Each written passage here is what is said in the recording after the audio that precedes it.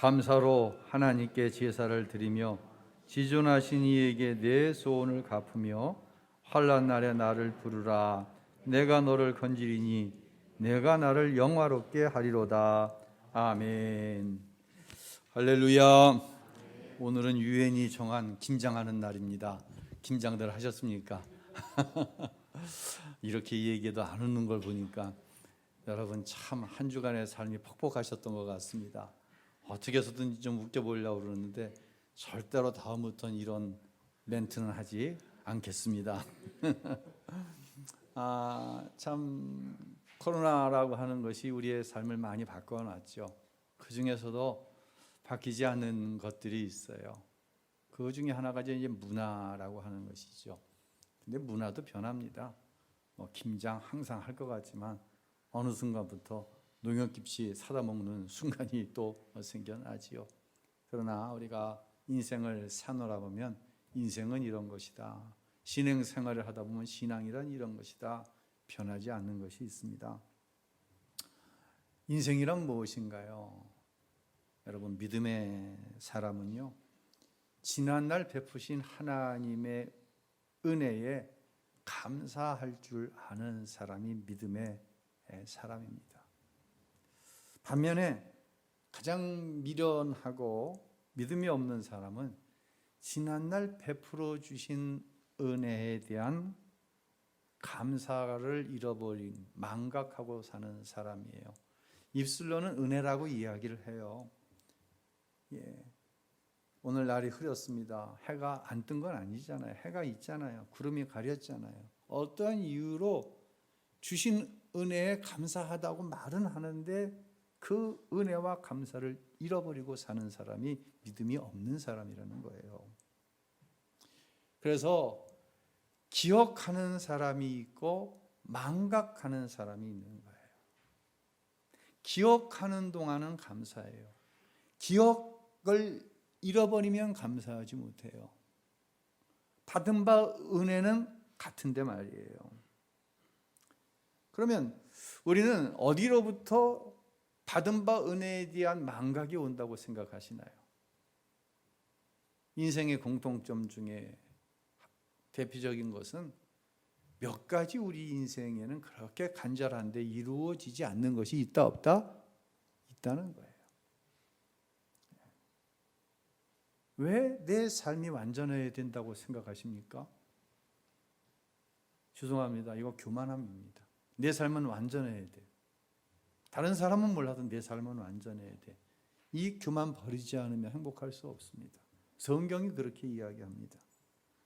전도서 3장 1절로 8절 제가 좀 이렇게 요약을 해놔봤는데요. 한번 읽어볼까요? 모든 것에는 시기가 있고 하늘 아래 모든 일에는 목적에 따라 때가 있으니 태어날 때와 죽을 때가 있고 심을 때와 뿌리째 뽑을 때가 있고 죽일 때와 치료할 때가 있고 허물 때와 세울 때가 있고 울 때와 웃을 때가 있고 슬퍼할 때와 춤출 때가 있고 입 다물 때와 말할 때가 있고 사랑할 때와 미워할 때가 있고 전쟁의 때와 평화의 때가 있다. 아멘. 누구의 고백이에요? 솔로몬의 고백이에요. 솔로몬은 이 땅에 하나님께서 내인 자 중에 솔로몬 전에도 솔로몬 이후로도 그 많은 영화와 부귀를 누린 사람이 없다.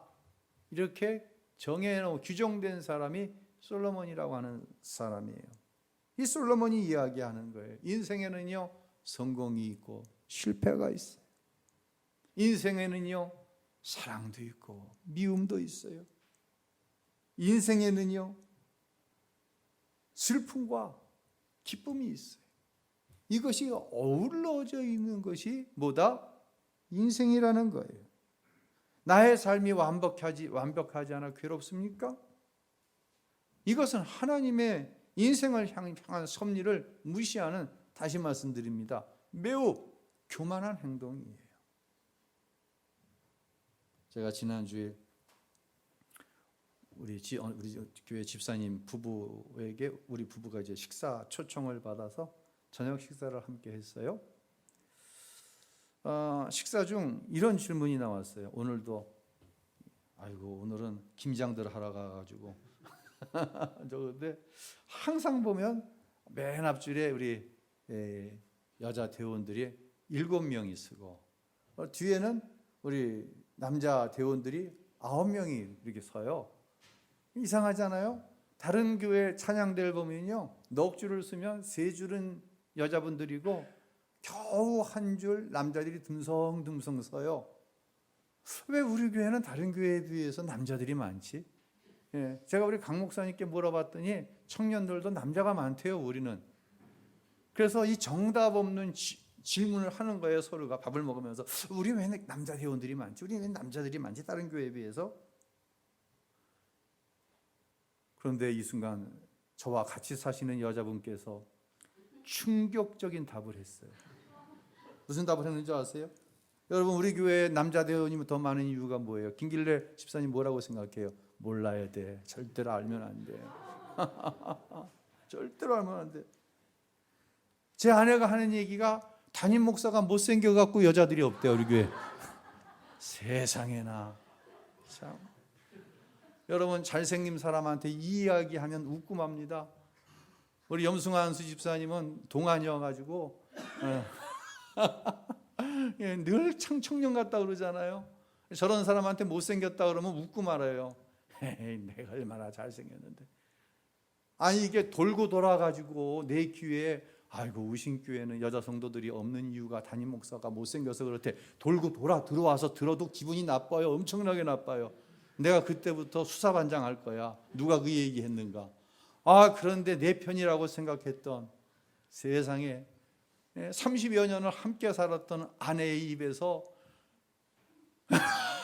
내 남편이 못생겨갖고 여자 신자들이 없다는 거야. 야, 제가 그날 밥을 입으로 먹는지 코로 먹는지 얼마나 충격을 받았는지 몰라요. 맞아요. 저는 제가 잘생겼다고 생각해 본 적이 없어요. 그죠? 저는 못생겼어요. 못생겼으면 융통성이라도 있어야 세상 살아가는 게 편한데 융통성이 없어요. 그러다 보니 말을 하나 뱉어놓으면요, 이 말 책임지기 위해서 남보다 죽을 둥살동 더 뛰고 더 희생합니다. 얼마나 미련합니까? 얼마나 멍청합니까? 그런데 나 같은 사람을 하나님께서 우신교회 담임 목사로 세우셨어요. 저는 못생겨도 감사해요. 저를 통하여 오늘 존귀하신 하나님의 말씀을 증거하게 하시잖아요. 도대체 이 자리에 몇 영혼이 나와 있어요? 저는 여러분을 보면은요, 100명 이게 아니라 한 10,000명, 20,000명 이상 앉아 있는 것 같아요. 왜요? 저라는 존재를 생각할 때 하나님께서 이렇게 많은 영혼들에게 하나님의 말씀을 증거하게 하시잖아요. 그뿐이에요. 저 여러분들이 저를 담임 목사로 섬겨주시는 것을 보면 더 감사해요. 하지만 이 못생기고 융통성 없는 남자와 살아가는 여자는요, 날마다 가슴을 치는 거예요. 사랑하는 성도 여러분, 이게 뭐예요? 이게 인생이에요. 인생에는요, 슬픔이 있고 기쁨이 있는 거예요. 사랑할 때도 있지만 미워할 때도 있는 거예요. 깨달을 수 있기를 바랍니다. 솔로몬은 이렇게 고백합니다. 전도서 3장 13절로 14절 읽겠습니다.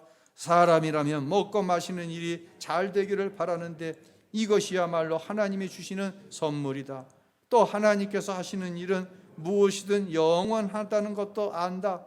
아무것도 거기에 더할 수도 뺄 수도 없다. 하나님께서 이렇게 하시는 것은 사람으로 하여금 사람은요, 다 먹고 마시는 일, 가장 기본적인 것이잖아요. 사람은 다 의식주가 풍부하길 원해요. 근데 이건 하나님이 주시는 선물이에요. 누가 주시는 선물? 내가 이루는 것 아니, 하나님 주시는 선물이에요. 하나님이 주시는 선물을 우리가 마음대로 빼거나 더할 수가 있다 없다? 없어요. 십자가의 은혜가 더할 것도 뺄 것도 없듯이 우리 인생이 아무리 힘들고 고달파도 뺄 게 없어요. 더할 게 없는 거예요. 빼서 행복하고 더해서 행복할 수 있다고 한다면 이 자리에 나오지 말고 그냥 정직하게 사세요. 윤리적으로 도덕적으로 완벽하게 사세요. 그것이 세상의 가르침 아닙니까? 그러나 신앙은 그런 게 아니에요. 왜 하나님께서 우리의 인생에 더하지도 못하게 하시고 빼지도 못하게 하십니까? 그것은 하나님을 어떻게 하려? 경외하려 합니다라고 말씀하시는 거예요. 오직 하나님만 바라보게 하시는 거예요. 이게 인생이에요. 이게 예수의 피로 구별되어진 저와 여러분의 인생이라고 하는 것을 인정만 해도 지금보다 훨씬 더 행복할 수 있어요. 꼭 깨달을 수 있기를 주님의 이름으로 축원합니다. 예. 특별히 이 감사의 절기 후회 없이 감사했으면 좋겠어요. 있을 때 뭐 하라? 잘하라는 얘기가 있어요. 있을 때 잘하라. 한번 옆에 분들 보시고 눈을 마주치면서 목소리는 조그맣게 있을 때 잘합시다. 여러분, 세상에 가장 미련한 사람이 누군지 아세요? 있는 것도 못 누리는 사람이에요. 이런 사람이 태반 이상이에요. 없어서 불행한 게 아니라 바보처럼 있는 것도 못 누려. 왜 그런지 아세요? 미련한 사람이 왜 있는 것도 못 누리느냐? 한두 가지 안 되는 것, 이것에 집착하다가 있는 것도 못 누리며 살아가는 것이에요. 사랑하는 성도 여러분, 하나님께서 우리에게 허락하신 많은 것이 어떤 집착에 가려지면 안 돼요. 예. 뭐가 안 돼, 잘. 그 한두 가지에 때문에 눈에 불을 켜고 불평하고 원망할 거리를 찾아 세월을 허송하는 거, 이거 정말 후회하는 인생이에요. 이건 후회를 넘어서 이건 굉장한 불신앙인 거예요. 이건 하나님 앞에 너와 나와의 관계 속에서 굉장한 죄인 거예요. 예. 그리고 어느 순간 모든 것을 누리지 못할 순간이 금세 찾아옵니다. 이 순간 후회하는 거예요. 이때 쓰는 말이 뭐야? 있을 때 잘하지. 예. 이건 또한 하나님의 말씀이기도 해요. 유명한 여류 시인이자 교수인 신달자라고 하는 분이 있어요. 아시는 분들도 있을 거예요. 이분이 어느 라디오 대담 프로에 나왔는데 진행자가 남편분은 어떤 분이세요? 라고 물어봤어요. 이 신달자 씨는 9년 동안을 시아버지 병수발을 했어요. 그리고 남편의 몸이 약해서 20년 동안을 그저 남편 병치레를 했어요. 그런데 남편은 사는 동안 한 번도 고맙다는 말, 미안하다는 말을 하지 않은 채 부인 곁을 떠나갔어요. 세상을 떠나간 것이에요. 그러던 어느 날 어제처럼 창밖에 비가 오는데 습관적으로 뒤를 돌아다보면서 여보, 창밖에 당신이 그렇게 좋아하는 비가 와요 라고 했는데 남편이 있어요? 없어요? 남편이 없는 거예요. 그 순간 남편이 없다고 하는 외로움과 그리움이 막 밀불듯이 밀려 들어왔습니다 라고 얘기하셨어요. 그리고 항상 묵묵히 자기 곁에 있어주던 남편이 너무 그리웠다는 거예요.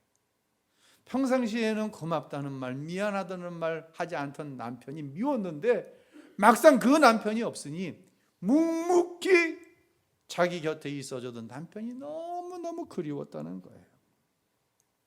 그러면서 텅 빈 공간을 홀로 남긴 채 이런 이야기를 인터뷰를 마감했어요. 남편이란 존재는 아내에게 무엇을 해주는 사람이 아니라 그냥 옆에 있어 주는 것만으로도 고마운 인생의 동반자가 아닐까요? 라고 얘기했어요.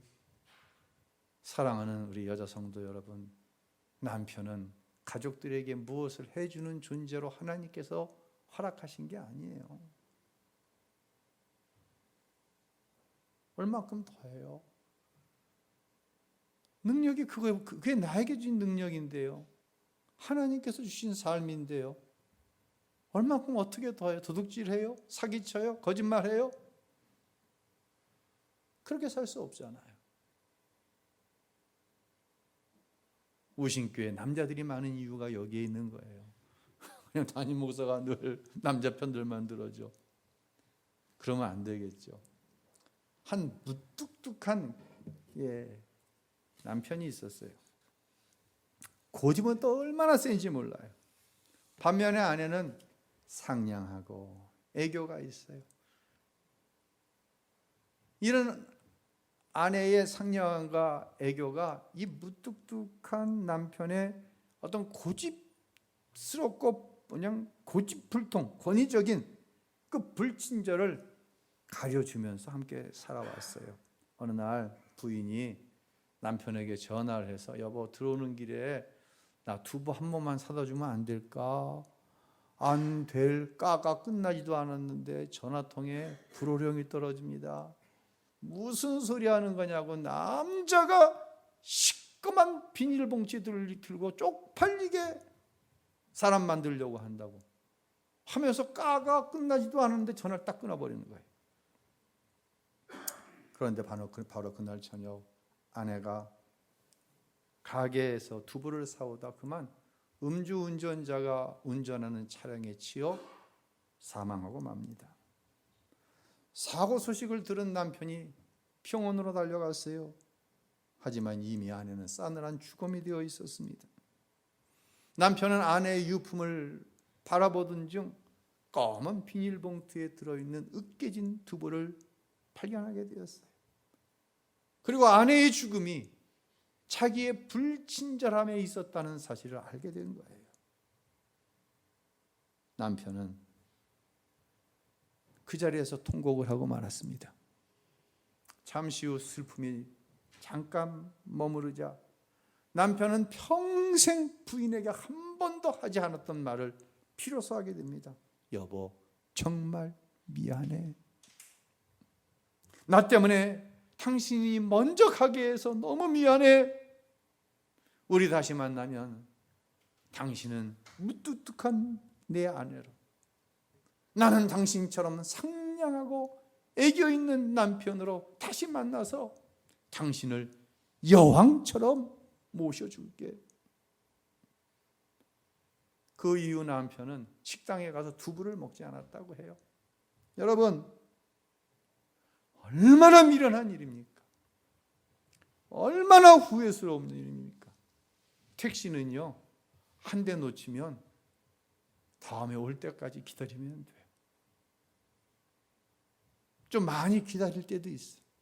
하지만 사랑하는 사람은요, 한 번 놓치면, 사랑하는 사람은 한 번 가면 다시는 붙잡을 수가 없는 거예요.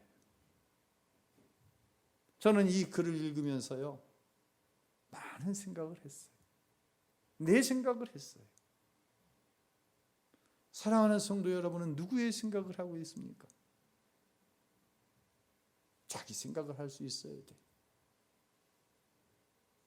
자기 생각을 할 수 있어야 돼. 후회 없는 삶을 사세요. 여왕처럼 모시겠다고요? 그 말이 도대체 무슨 상관이 있어요? 여왕처럼 모실 부인이 세상을 떠나갔는데 아무런 소용이 없는 거예요. 사람이 살다 보면은요, 후회를 안 할 수는 없습니다. 하지만 이 사실을 깨닫기만 해도 절반 이상은 행복해질 거예요. 그러면서 제가 이렇게 한번 정리를 해봤어요. 보고 싶은 사람보다 지금 곁에 있는 사람을 사랑하고, 하고 싶은 말보다 지금 하고 있는 말에 감사를 담는 것이 행복을 만들어가는 삶이다라고 하는 거예요. 하고 싶은 말 하지 마세요. 그 하고 싶은 말은 잠시 멈추고 거기에 감사를 담으세요. 반드시 행복해집니다. 이것이 하나님의 말씀입니다. 이것이 우리의 인생입니다. 이 감사의 절기에 서로를 향한 감사로 여러분이 행복했으면 좋겠어요. 여기에 우리가 한번 신앙을 더딥혀 보도록 할게요. 자, 우리는 이 자리에 하나님 앞에 어떤 소원을 가지고 나와요. 소원은요, 우리의 소원은 통일이 이루어질까? 이게 소원이에요. 꿈은 왜 꿈인 줄 아세요? 이루어지지 않기 때문에 꿈인 거예요. 그래서 성경은 서원이라고 하는 단어를 쓰는 것 같아요. 그럼 우리가 이루고 싶어하는 소원은 무엇입니까? 다 있어요. 예. 여기 앉아 계신 우리 찬양대원들 다 하나님 앞에 소원하는 게 있어요. 우리 회중들도 다 소원하는 게 있는 상태에서 우린 추수감사 절기를 기다리는 거예요. 마지막한 거예요. 누가복음 17장에 보면 예수님께서 예루살렘으로 올라가시는 중에 갈릴리와 사마리아 사이를 통과하시게 됩니다. 여기 가다가 누구를 만나요? 10명의 문둥병자를 만나요. 예. 10명의 문둥병자들의 소원은 뭐예요? 문둥병에서 치유받는 것이죠. 그것이 이들에게는 소원일 수 있었어요. 나의 소원은 문둥병에서 치유받는 거지만 이건 꿈이고 소원일 뿐이지. 그런데 예수님에 대한 소문을 듣고 예수님께 자기들을 불쌍히 여겨달라고. 그러자 예수님께서 가서 제사장에게 너희 몸을 보여라. 그들이 순종하고 갈 때에 문둥병에서 치유받은 줄로 우리는 성경을 통해 알고 있습니다. 이건 믿으시기 바랍니다. 그럴 내용이 아니에요. 우리는 이미 알고 있어요. 그렇게. 그런데 오늘 본문 누가복음 17장에서 하고자 하는 말씀은 뭐예요? 그 중에 한 사람만 어디 사람이냐면 사마리아 사람이에요.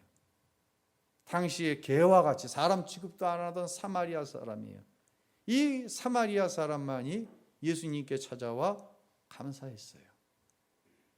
여러분, 감사라고 하는 말을 한문으로 풀어보면 두 가지의 독립된 단어가 하나가 된 것을 알 수가 있어요. 감은 느끼다, 마음을 움직이다라고 하는 의미예요. 느끼고 마음을 움직이는 건 지금 어디에 머물러 있는 거예요? 마음에, 생각 속에 머물러 있는 상태예요. 느끼고, 그렇죠? 마음을 움직였어. 다음에 사는 뭐냐면 사례하다라고 하는 의미예요.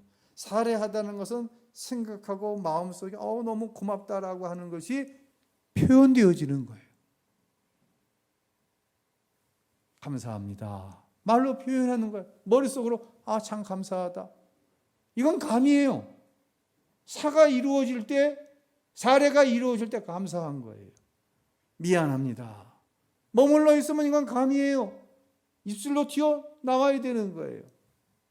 9명의 감사하지 못한 이 치유받은 사람들도 자기 마을로 들어가면서 그런 이야기를 나눴을 거예요. 야, 이거 진짜 나는 예수님께 고쳐달라고 했지만 이 소원이 이루어질 줄 정말 몰랐네. 야, 그분 참 용하네. 소문대로야. 너무 뭐하다? 너무 감하다. 이들은 감사한 게 아니에요. 마음에 감한 거예요.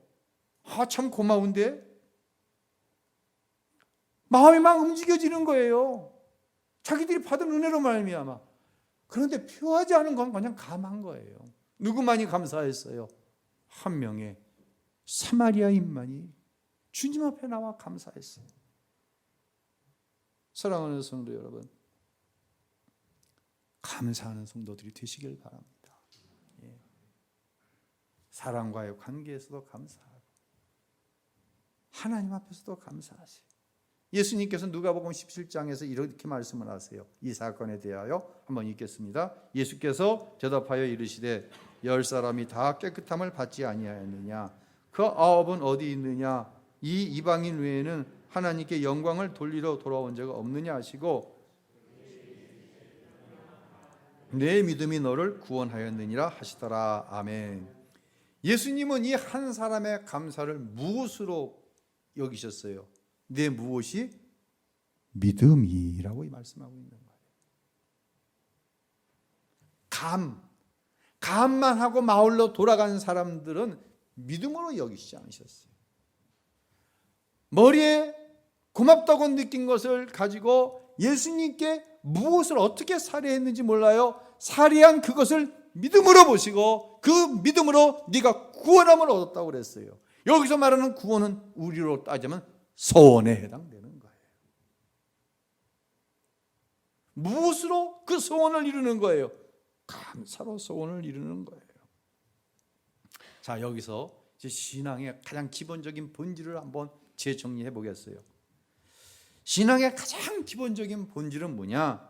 감사와 뭐예요? 소원이에요. 감사는 누구를 향한 거예요? 하나님을 향한 거예요. 하나님을 향한 감사가 우리에게 무엇이 이루어지는 것으로 주어져요? 소원이 이루어지는 것으로 주어지는 거예요. 다시 정리하면요, 감사는요, 하나님께서 지난날 베풀어 주신 나에 대한 은혜를 기억하는 데서부터 오는 거예요. 이 기억 망각하지 마세요. 한두 가지 인생에 있어서 당연히 있을 수 있는 이상한 게 아니에요. 슬픔도 있고 기쁨도 있고 사랑도 있고 미움도 있는 거예요. 이게 인생이에요. 그런데 이것을 이상하게 여기서 미움에 집착하고 실패에 집착하고 슬픔에 집착해가지고 감사를 잃어버리고 사랑을 잃어버리고 기쁨을 잃어버리는 어리석은 인생이 되지 말라는 얘기예요. 기억했어요. 소원은 뭐예요? 소원은 장래 하나님의 역사하심에 대한 기대예요. 이게 신앙의 본질이에요. 은혜를 기억하고 하나님께서 약속하심을 기대하는 거예요. 이게 신앙의 본질이에요. 이 신앙의 본질을 지켜나가는 것을 가리켜서 믿음 생활이라고 하는 거예요. 감사와 소원이 뭉쳐질 때 뭐가 된다? 믿음이 되는 거예요. 믿음으로 서는 성도에게 주시는 축복이 오늘 본문 14절 15절에 두 가지로 나와요. 이게 신앙의 기본이에요. 다시 한번 읽어볼까요? 우리 시편 50편 한번 읽겠습니다. 하나님께 감사의 제사를 드리고 지극히 높으신 분께 내 소원을 이루어라. 고통받을 때 나를 불러라. 내가 너를 건지겠고 네가 나를 영원하게 할 것이다. 그대로 두세요. 자, 이게 우리말 성경에 나온 건데요, 하나님께 감사의 제사를 드렸어요. 감이 아니에요. 느끼는만 머릿속에 머물러 있는 게 아니라 하나님께 감사를 표하는 거예요. 감사의 제사를 드리는 거예요. 이때 지극히 높으신 분은 누구예요? 하나님께서 여러분의 소원을 어떻게 이루신다는 말씀이에요. 할렐루야. 한 명의 치유받은 사람이 예수님께 나와 감사할 때에 그가 구원을 받았던 것처럼 나머지 9명은 그냥 치유받은 거예요. 치유받았다고 인생 끝난 거 아니에요. 그들은 구원을 받지 못했어요. 감사할 때 소원을 하나님께서 이루시는 거예요. 그뿐만 아니에요. 고통받을 때에, 다른 성경에는 환난 날에 부르짖어라, 나를 불러라, 기도해라. 어떻게 하시겠다? 내가 너를 건지겠고. 그 고난과 환난 가운데서 건져주시는데 누구를 환난 가운데 건져주시는 거예요? 감사하는 사람이에요. 감이 아니라니까요. 감이 아니라니까요. 저와 여러분이 하나님께 받은 은혜를 죄송합니다. 정말 죄송합니다. 감하고 사하는데 정말 죄송합니다. 너무 웃긴 거야. 정말 하나님이 살아계신다고 믿는다고 한다면 한 해를 뒤돌아보면서 하나님이 주신 은혜와 축복에 감사하는 그 추수감사가 하나님 보실 때, 야, 정말 네가 나가야, 너는 내가 살아있다는 걸 믿냐 도대체. 여러분, 하나님은 살아계십니다. 하나님은 자신의 독생자 예수를 십자가에 나 같은 것을 대신하여 죽이시기까지 사랑하십니다. 그 하나님이 성령을 우리 가운데 보내주셔서 지금도 하나님이 나와 함께 하신다는 사실을 날마다 시마다 분마다 초마다 깨닫게 하시는 거예요. 그 하나님이 하시는 일에 대해서 감사하며 살아가는 것은 성도의 본분입니다. 이 본분을 지키며 나아갈 때 하나님께서 우리의 소원을 이루어 주시는 거예요. 친히 이루어 주시는 거예요. 우리가 환난 날에 하나님 앞에 부르짖어 기도할 때 하나님께서 그 환난 가운데서, 그 고통 가운데서 우리를 끄집어내 주시는 거예요. 이번 추수감사절이 진정한 감사절기가 되었으면 좋겠어요. 아직도 부족해요. 그래서 말씀 축제를 하는 거예요. 말씀 축제를 하는 거예요. 이번 보내주실 홍은혜 목사님은 그냥 부평소망교회 담임 목사님이고, 또한 대한민국 육군 군정감 대령 최고의 직책을 감당하다 전역하신 분이다, 이렇게만 얘기를 들었는데, 제가 그분을 이 코로나 엄중한 시기에 강사로 모시고 부흥하려는 이유가 있어요. 하나님이 어떻게 그 목사님을 그 자리에까지 이르게 하셨는가?